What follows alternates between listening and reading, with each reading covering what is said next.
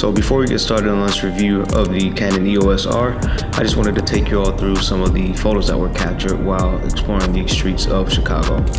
So starting off, I really didn't do too much research on where I wanted to go. Coming from the south and coming up to the Midwest, I know that I wanted to go to a Riverwalk, and those are pretty good places to try to capture some photos, which led me here. It took me a little bit to get into the flow of taking photos. I mean, sometimes this kind of happens, and the fact that this is a city that I don't live in, it takes a little bit more warming up and learning the location to find the ideal place to take photos.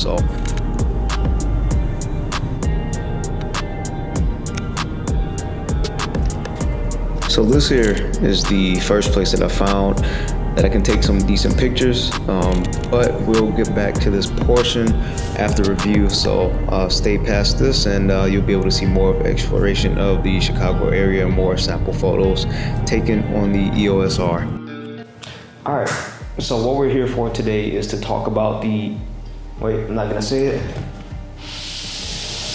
This right here, which is the Canon EOS R, or what people pronounce it as the Canon EOS R. I don't know, it's kind of weird, but I like saying EOS.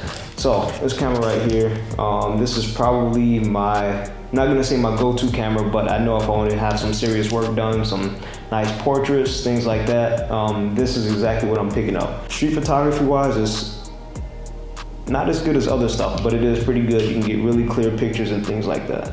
So just starting off, just wanted to mention that this is not a video talking about like the specs of a camera. I want to talk about the overall perspective of actually owning it and using it. For some reason, when it came out, they had a lot of bad reviews about it. I mean, we're at the price point and a lot of different things, but it's a lot different actually owning it and using it compared to just seeing what it looks like online. Number one, the reason why I like it is because it's a lot of lenses available from Canon. So on here, this is the 50mm 1.2, which is an EF, and I just have an adapter. So I mean, Canon has a new version out for the RF mount, but I think it's like a ridiculous amount of money. But the EF version is just as good, a 1.2 lens. So it's a lot of great lenses that Canon puts out like this. This right here, this is a Canon 81 program, and I believe this came out in sometime around the 70s, I think. So this is a film camera. It uses the FD mount, but with an adapter, you can go ahead and take these off, and you can actually put these on the EOS R. So into the next topic regarding this, we're gonna talk about the photo and the video quality. So photography standpoint, the pictures are great. I mean, it has a 30 megapixel sensor. So I mean, the 30 megapixel sensor gives you a lot of information. So I mean, if you want to crop into it a lot, or if you want to take a picture to blow it up pretty big, you should not and will not have any issue using this camera, which is a good thing. And it allows you to kind of do like some weird composition things post, because you're able to crop into something and not lose so much quality, which is a good thing. And now when it comes to video, you can shoot 4K, I think up to like 60 frames per second, but it's a 1.7 crop factor. I'm willing to sacrifice the crop factor to shoot 4K with a camera just like this. And if you think about it, you have the APS-C cameras, which is a 1.6 crop factor. I mean, a 1.7, it's an additional 1/10 of a point.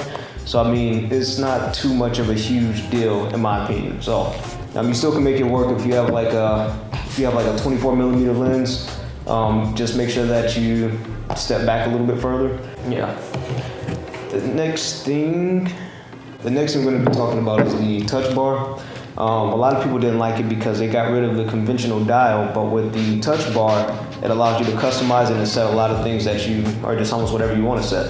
So what I set mine up to be is the temperature. So instead of just having like auto white balance, I like to have control of mine. So you just click on the color temperature when you're setting it. And all you do is you hold your thumb on it for a little bit, and then you drag it left or right to make it warmer. And then the more you drag it to the left, the lighter it gets. I mean, this kind of helps because in a lot of low light area, a lot of cameras just kind of turn like an orangish color. I mean, which may be kind of accurate, but in my opinion, it kind of makes the photo and just the feel of it a little bit weird.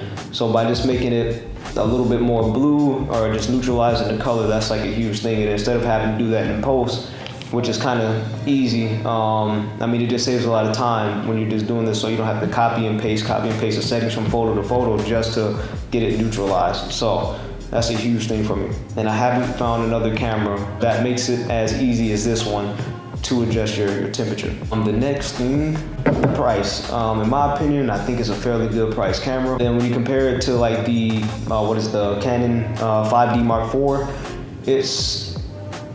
the 5D Mark IV is a bit more expensive, a lot more expensive if I understand, but it uses the same sensor, it's mirrorless. I mean, you can shoot 4K, you got C-Log, the photo quality is just as good.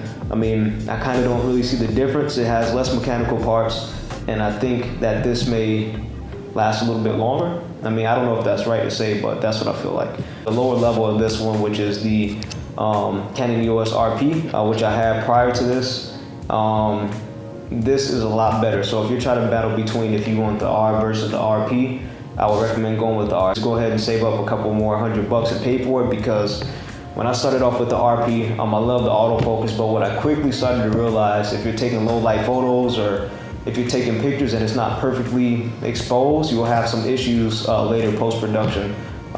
So with this camera right here, even if it's way underexposed or overexposed, or if you're shooting in low light, just having that ability to bring it up in post helps out a lot. I mean, don't get me wrong, the RP is still a good camera, but for how much you're paying for it, I prefer to have that level of comfort knowing that if I were to take something that's a little bit darker, I'll be able to go ahead and fix it. And then you also get the more megapixels, which allows you to go ahead and blow up images more. So the next point is that the shutter closes. So whenever you turn the camera off, the shutter closes. And what that does, it protects it from dust and everything else getting into it. So comparing actually the other camera I have to compare is right here that I'm recording on. So I don't have nothing to compare it to, but typically I'll try to show.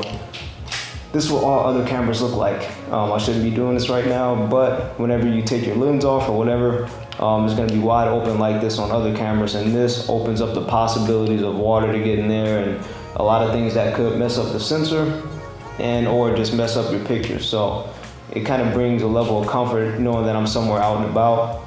I can easily just turn this off, pop a different lens on it, don't have to worry about, trying to really protect it to make sure nothing gets in it. So